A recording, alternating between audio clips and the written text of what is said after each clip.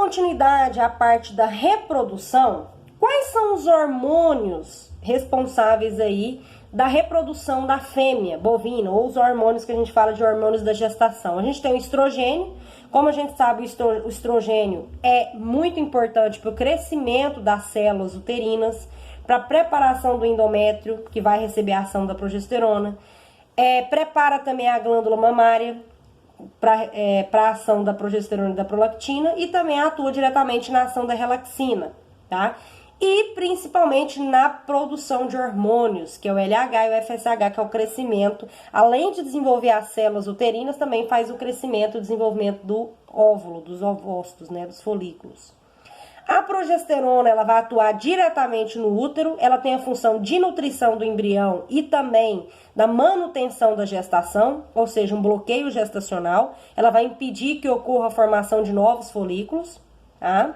E também ela associa-se ao canais de cálcio para impedir a contração uterina, ou seja, apenas manter a gestação. A relaxina, que ela vai atuar diretamente na cervix, ou seja, quando o animal está no cio, tem um aumento da quantidade de relaxina, facilita a cervix, ela aumenta de volume e abre. Ela atua também no útero, principalmente no momento do parto, porque ela vai auxiliar, né, a inibição da contração, né? E também no momento do parto ela vai atuar juntamente com a ocitocina, tá? Fazendo o quê? O relaxamento e contraindo para que haja a expulsão do feto. E atua também na glândula mamária, tá? Inibindo a lactação. Porque quando nesse período que o animal está em gestação é o período também de lactogênese, ou seja, a formação, né, lactogênese e colostrogênese, que é a formação do colostro e a formação do leite. Então, ela também inibe a lactação, ou seja, faz a preparação da fêmea para lactação. A gente comentou também, falando de reprodução, das principais biotecnologias da reprodução, né? Quais são as principais biotecnologias que são utilizadas nos bovinos hoje? A gente tem a inseminação artificial, né? Como todos já sabem, a gente tem a inseminação artificial que a gente pode utilizar o sêmen fresco, quando a gente coleta na hora e insemina a vaca. Ou também a gente pode utilizar o sêmen refrigerado ou sêmen congelado, tá? A sexagem, que é onde eu consigo hoje, é uma das tecnologias que a gente consegue identificar o sexo, né, dessa célula espermática, e a partir daí eu consigo comprar amostras de sêmen de determinado sexo, eu quero só macho, só fêmeas, tá? E aí a TF, que é uma das biotecnologias mais utilizadas hoje, né, onde eu submeto os animais a protocolos de inseminação. Então eu consigo determinar que um grupo de vacas eu vou inseminar essas vacas num período de dia determinado, e assim eu consigo fazer o controle de nascimentos de uma época melhor, tá? Então a IATF é bastante utilizada. Hoje, uma das mais biotecnologias avançadas é a produção ou a transferência de embriões, que é bastante utilizada, e a produção in vitro de embriões, que são uma das biotecnologias também que vem crescendo muito o avanço aí na produção leiteira, tá? Fechando essa parte da reprodução, a gente agora vai entrar um pouco na nutrição. A nutrição é um pouco maçante a gente ficar falando, porque às vezes se torna um pouco repetido, tá? Mas a gente vai falar aí um pouco da nutrição de vacas leiteiras, tá? Então, só para ressaltar, a gente tem o aparelho digestivo, vocês todo mundo já sabem. Então, a gente tem aí a boca, faringe, esôfago, rumen, retículo, omaso e abomaso.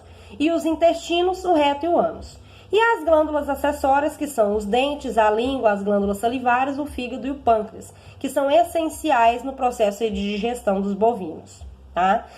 Dando destaque para os bezerros, a gente sabe que os bezerros, eles são pré-ruminantes, ou seja, o rumen desse animal não está adaptado para receber alimentação fermentada, que é as pastagens.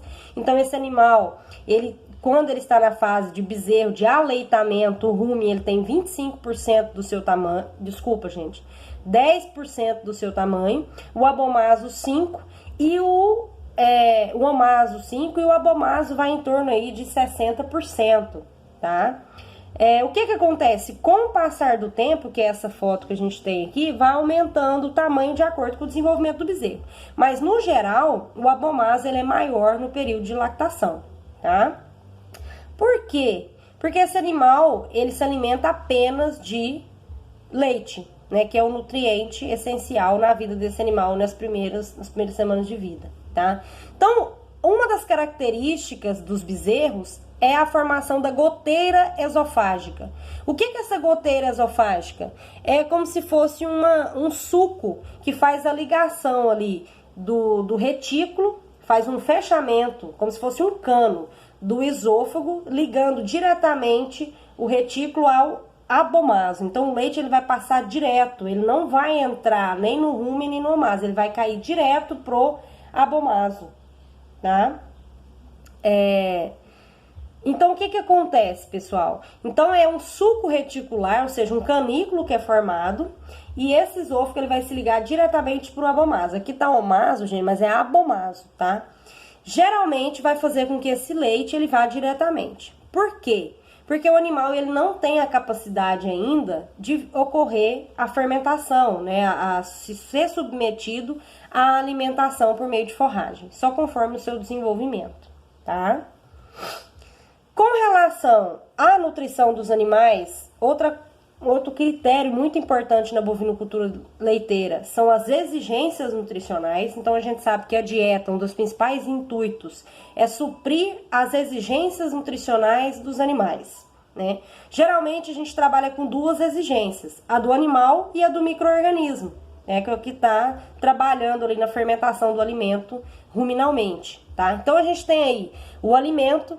O alimento ele contém água e matéria seca. Dessa matéria seca também a gente tem a matéria orgânica, que são o quê? Os carboidratos, os lipídios, a proteína, as vitaminas, que são essenciais para o desenvolvimento do animal, crescimento e produção.